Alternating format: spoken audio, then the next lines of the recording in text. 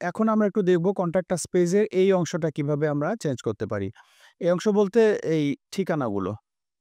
এখানে কিন্তু ৩ টা জিনিস। একটা হচ্ছে ঠিকানা, একটা ফোন এবং একটা ইমেইল। বোথ রিজিয়ন এর ক্ষেত্রে। এটাও আমাদেরকে সেটিংস থেকেই করতে হবে। সেটিংস। তো আমি অলরেডি সেটিংস এ আছি। এখানে 3 ডট থেকে আমি এডিট নিব। এখানে আমি আবারও একটু রিপিট করি।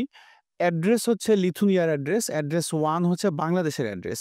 তো খুবই স্বাভাবিক। টেলিফোন এবং ইমেইল হচ্ছে লিথুনিয়ার। টেলিফোন 1 এবং ইমেইল 1 হচ্ছে লিথুনিয়ার জন্য। তো ঠিকানাগুলো এখানে আর্থ করে দিছি। এখানে তাহলে এটাকে আ বাংলাদেশ করে দিই।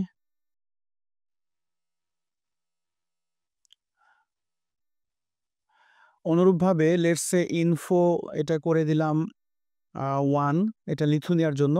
ইনফো এটা করে দিলাম 2 একইভাবে ফোন নাম্বারগুলি চেঞ্জ করলে কিন্তু হয়ে যাবে। আমি একটু র‍্যান্ডম চেঞ্জ করে দেই। 82 ছিল এটাকেও বাংলাদেশেরটা আমি করে দিলাম 81 এখন যদি আমরা সাবমিট করি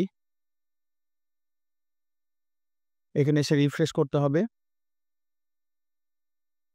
হুম, এখানে দেখতে পাচ্ছি বাংলাদেশটা যুক্ত হইছে। এইটা 82 এবং এটা 81 এটা ইনফো 1 এটা ইনফো 2 সো আমরা কনট্যাক্টের অফিসের অ্যাড্রেসটা আমরা এই সেটিংস থেকেই 3 ডটে ক্লিক করব, এডিটে যাব এবং আমরা আ ক্লোজ করার আগে আমি আবারও রিপিট করি। অ্যাড্রেস হচ্ছে লিথুনিয়া, সুতরাং টেলিফোন এবং ইমেইল হচ্ছে লিথুনিয়া।